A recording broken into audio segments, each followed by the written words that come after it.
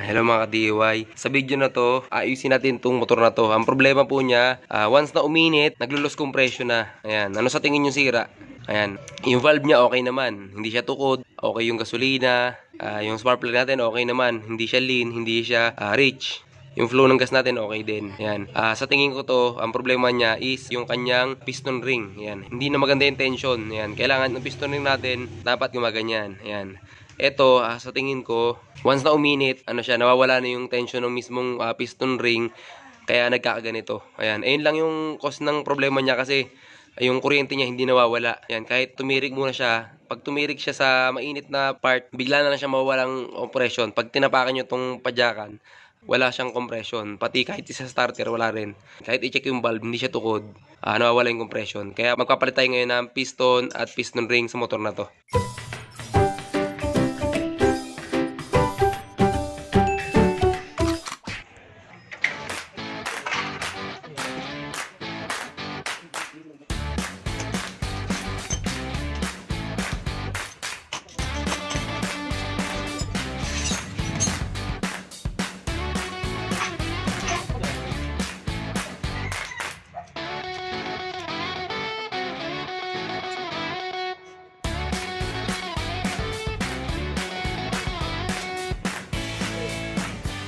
Ayan, makarbon na rin siya. Ayan, sintomas na rin na yung piston niya may tama. Ayan, sobrang kapal ng karbon niya.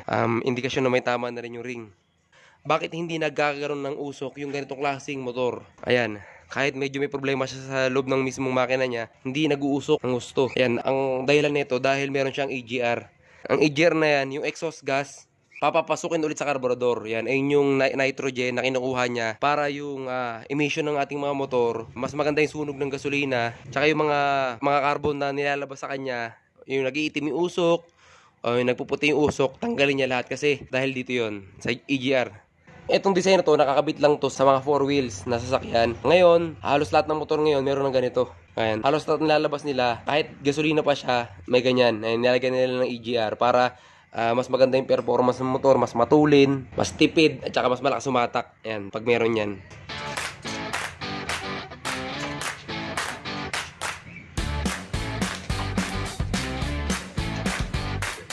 Ito yung indukasyon na yun lang is umakit na sa taas. Ayan. Makita nyo. Yung mga carbon, umaabot sa taas. Dapat hanggang dito lang siya, pababa. Ito dapat malinis to. Ayan. Yung oil ring niya, sirang-sira na. Ayan. Ito sa ilalim. Ayan. Hindi na siya gumagalaw. Itong ring niya, kahit paano, sa tingin ko, medyo okay pa. Kaya lang malambot. Masyado siya malambot. Ayan, may tension pa siya. Kaya lang sobrang lambot niya. Ayan, sobrang lambot. Kaya lang ito medyo makunat.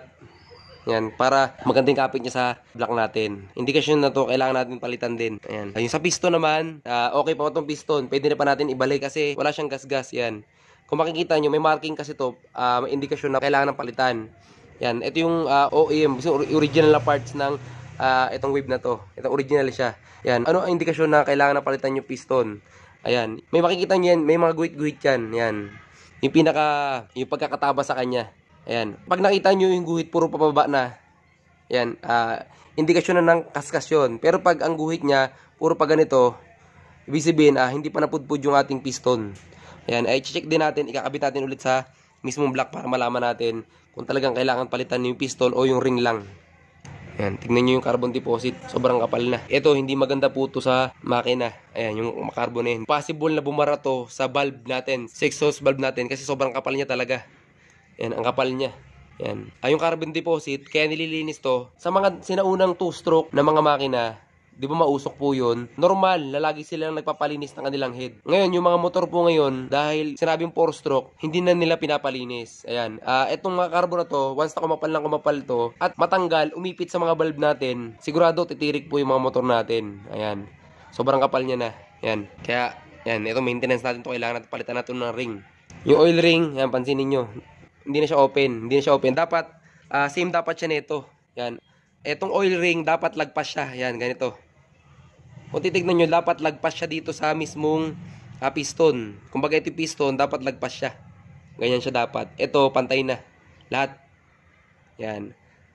Sira na talaga siya. Ito, gagamitin natin ulit. Gagamitin natin ulit yung piston kasi good na good pa siya. I-check natin. Ito. Yan. Tignan natin kung okay pa siya. Yan. Mapapansin nyo, pag wala siyang ring, makikita nyo, masikip pa siya. Ayan o, masikip. Kung may kalugman siya, bahagyang bahagya. Tsaka halos walang space kung makikita nyo. Ayan. Ano indikasyon na good pa yung piston natin? Walang ring po yan ha. Ayan. Tinanggal po natin yung piston ring. Ayan. Pag binaba nyo, makikita nyo. Ayan o. Ayan. Bumababa ng kusa. Mababa siya ng kusa. Ayan. Nakita nyo? Pero pag hinawakan ko to, isinarado ko, hindi siya bababa agad. Ayan. Ayan. Sarado natin. Ayan. Kung makita nyo, nasa taas pa rin. Ayan. Indikasyon nyo na konting-konti lang yung gap niya. Yan, pwede natin i-recycle ulit tong piston na to. Ring lang papalitan natin. Yan, bibili muna tayo ng parts. Tapos yung valve natin, papalitan na rin natin ng valve seal para sigurado. Yan, yung valve seal natin, tatanggalin din natin. Yan, pag nagtanggal tayo nito, tanggalin muna natin tong cams. Yan, nakalagay lang dyan yan. Tapos may lock dito. Tanggalin nyo lang yung tornilyo. Yan, ito yun. Tapos tanggalin nyo itong mga to. Yan, yung mga nakakabit sa kanya. Yan, simple lang yan. Basta bunutin nyo na to para matanggal lahat ng laman. Ito. Yan, ang Wave 125 po ay roller type. Yan, kaya ito yung indikasyon na ang Wave 125 po hindi kailangan ipa-tune up ng ipa-tune up kasi roller type siya. Hindi basta-basta na pupudpud. Hindi katulad ng mga Wave 100 or ibang unit na hindi roller type. Ayun yung kailangan i-tune up kasi metal to metal po yun. Ang kailangan lang nun, yung langis natin, kailangan laging magpalit. Ayan. Hindi katulad ng ganitong Wave 125, roller po yung cams niya. Kaya maling-mali po kung lagi nyo ipapatune up to.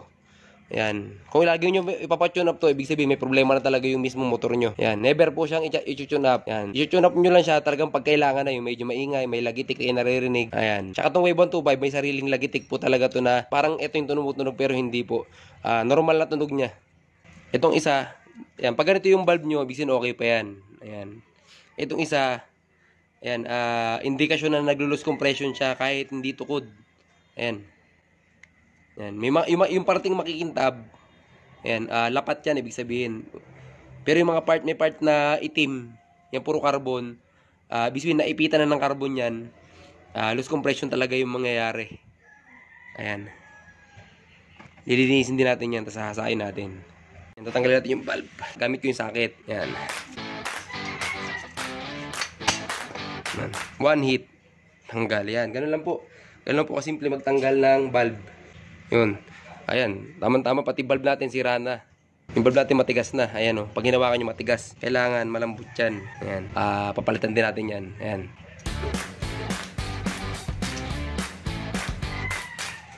Ayan. Pag titingin kayo sa valve, ito yung tinitignan yung goma na to. Ayan, pag matigas na to, kailangan palitan na kasi papasukan na ng ano yan, oil. Ito isa ganun din, malutong na rin. Ayan, matigas na.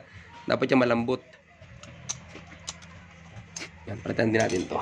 Ayan, bibili muna tayo ng parts ulit para isang gawaan lang. Nakakabitan na natin ng valve yan. Nilinis na natin. Ayan, malinis na.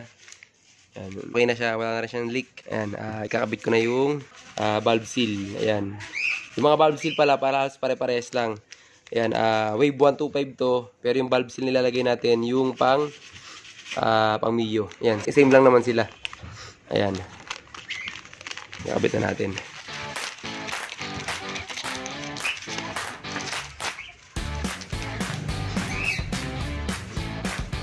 Ayan. Kung makikita nyo, dapat ang valve seal, pag sinalpak natin, mahigpit. Makita nyo, ayan. Katulad yung mahigpit. Ayan.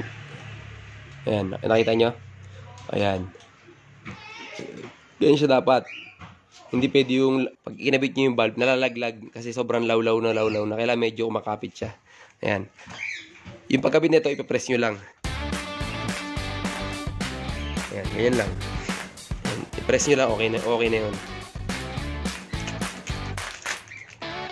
Ayan, yung kabila ganun din. Ipapress nyo lang, okay na yun. Ayan. Ayan. Ganun lang siya kadali ikabit. Ayan. Lagyan na natin yung mga valve. Ayan, ikakabit ko na natin yung mismong cover ng spring. Ikakabit na natin yung spring.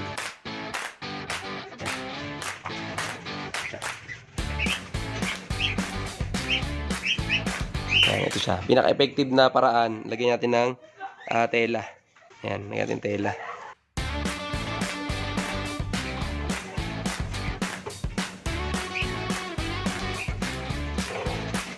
Ayan. Ganoon na siya kabilis ikabit kapag may tela. Ayan. Sa kabila, ganun din ang gagawin natin. Ayan, nalagyan natin dito. Saka natin salang. Ayan lang.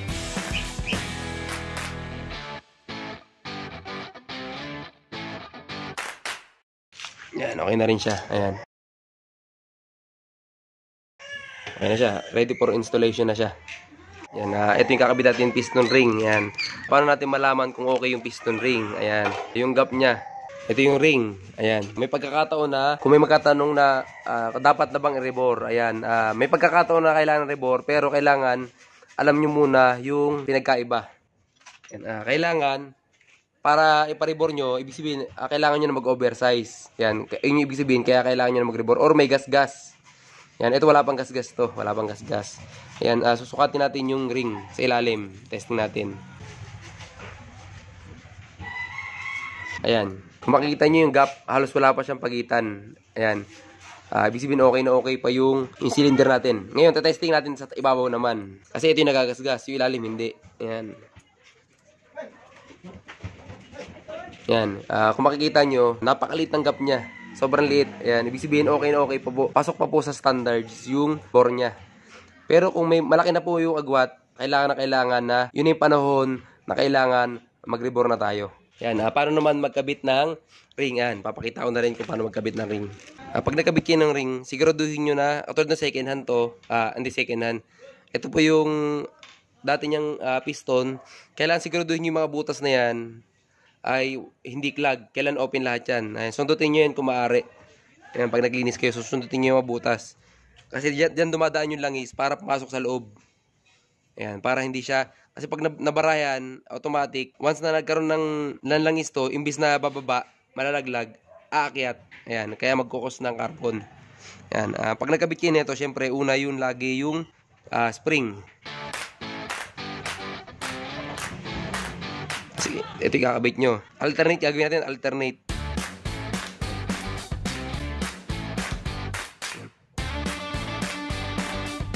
Tapos, ito yung open na kabila. Sa kabila naman tayo ulit.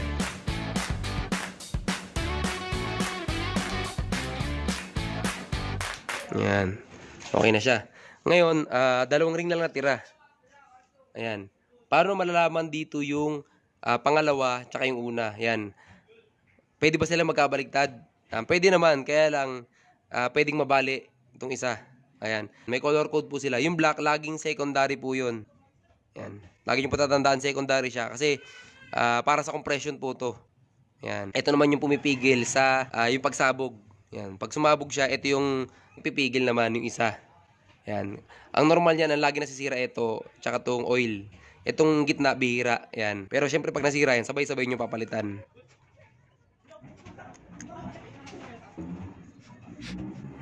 Ayan, okay na siya. Alternate yung ginawa natin. Alternate. Yan, okay na siya. Tapos, ilalagay ko dito siya yung partial. Yan, may nakalagay dyan in.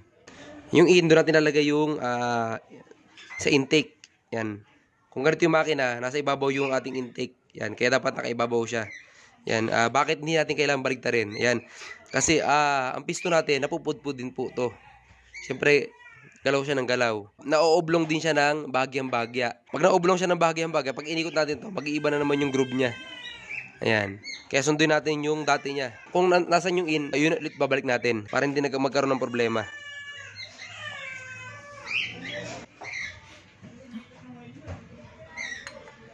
Ayan, mag-install na tayo.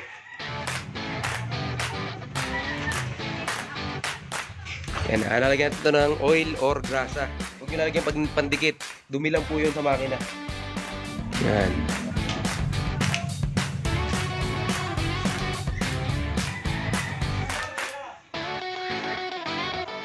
Ayan, pagkatapos niya, ito naman, lagyan nyo rin ng oil. Ayan, ito dapat, lagi dapat makinis to. Ayan, katulad yan, hindi pwede yan. Kasi may natira pang gasket. Pag mumula ng leak, kailangan malinis.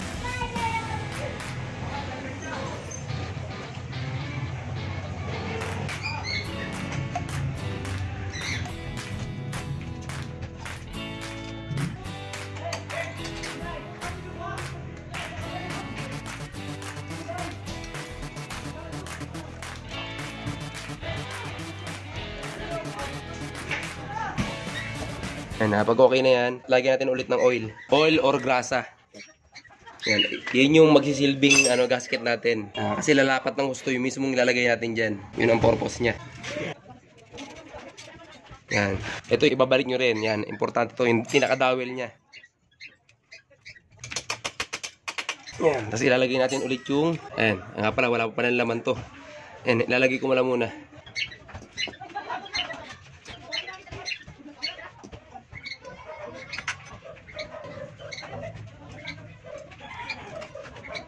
Yan, ito na yung natin. Ayan, huwag nyo kakalimutan yung lock. Ayan, okay na siya. I-tune up na rin natin para okay na siya. Pag tune up natin to, nang nakatanggal, piliin nyo yung pinakamaluwag yan. Pinakalawlaw, ayan. Diyan nyo i-tune up. Pag hindi nakakabit, yan, hindi nyo na kailangan hanapin yung marking niya. Basta yung maluwag na part. Kasi yung matigas na part, nag-iisa lang yun. Ayan, nakalock. Yan, kung makikita nyo, para siya open tong intake tsaka exhaust. Yung pinakalawlaw, ayan, yung pinakamaluwag. Yan tayo mag-tune up. Ang normal sa ganitong mga motor, 0.008. Pero depende po sa kung ano yung gusto nyo. Yan, pwede nyo pang idikit ng gusto. Yan, iset natin siya sa 0.008. Napakanipis na po niyan. Sobrang nipis po talaga. Ayan, halos nawawala na. Sobrang nipis. Sobrang nipis po niyan. Ito po yung standard sa mga digasolina. Ayan, 0.008. Pero kung gusto nyo mas mababa pa doon, okay lang. Pero ito kasing wave, ang ginagamit ko dito yung 0.008 kasi roller type po siya. Ayan. Sa ibang motor, posibleng malagitik siya. Pero itong sa wave, normal po sa kanya yung 0.008. Kaya ito yung gagamitin ko.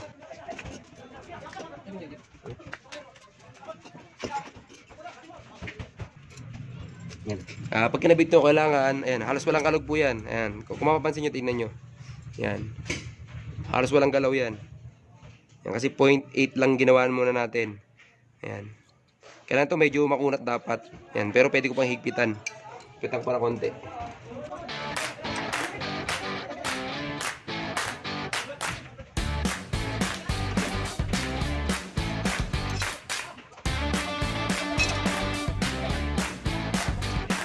Ayan. Kailangan kapag nag-tune up kayo, kailangan medyo makunat. Ayan. Ayan, check natin ulit. Ayan, halos wala lang kalog yan. Ayan.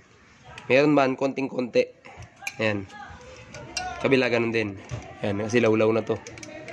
Ayan, tune up na rin natin. Ayan, okay na po siya. Ayan. Ayan. Para kayong hindi gumamit ng filler gauge. Kasi halos dikit din siya. Ayan o. May kalog siya. Bagyang-bagya. Ayan. 0.008. Kahit sa mga kotse, ito po yung ginagamit ko. Ayan. Ay, hindi. 0.08 lang pala. Hindi 0.008. 0.08 lang. Ayan. Okay na po siya. Salpak na natin. Ayan. Pag nagkasalpak kayo ulit, huwag nyo lalagyan ng gasket. Kasi magiging problema yon. Ayan. Oil lang po or grasa ulit.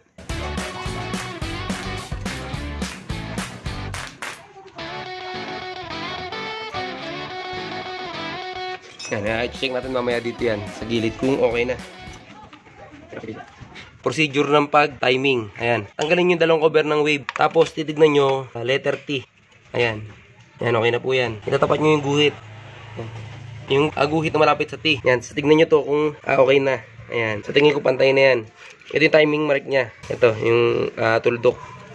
Ayan. Para pag salpak natin, diretso kabit na. Ayan, okay na po yun. Kung may guhit po dito yan, itatapat nyo yung tuldok din dito. Okay na po yun.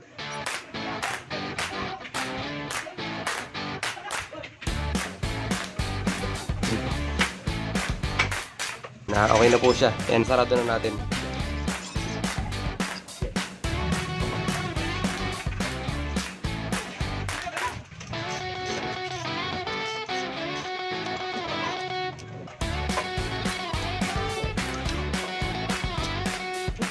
Ayan, kapag magkakabit kayo ng tensioner naman, tatanggalin nyo yung takip nya.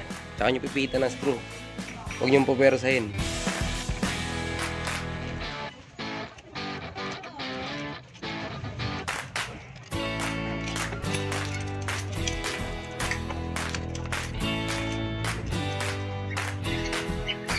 Ayan, sakit ng wave 125 yung gasket dito. Naglilik yan. Kaya, obligado, pag tinanggal nyo to, lagyan nyo ng panibagong oil seal or lagyan nyo ng pandikit. Pwede na po malagyan to. Pero to, gagawin natin yan, bago na to.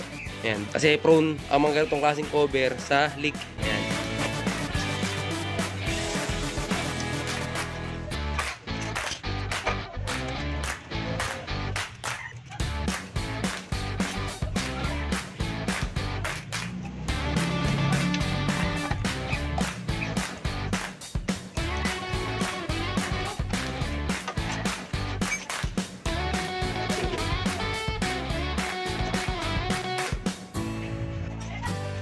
Tingnan natin kung okay.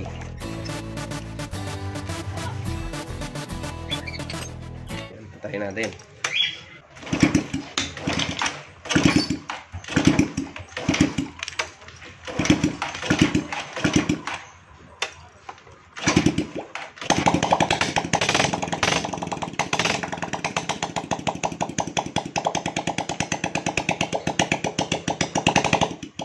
Yan okay na po yung ginawa natin. Kakabit na natin yung motambutso. Yan, yun lang po yung kailangan gawin natin.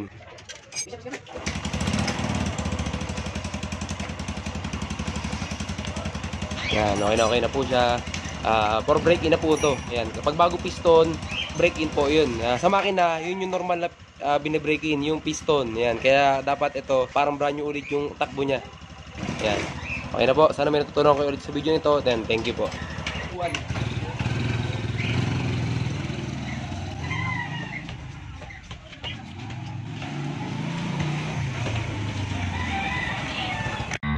Meron ba kayong gustong topic para sa susunod na video? Mag-comment na! Huwag nyo kalimutan mag-like and subscribe!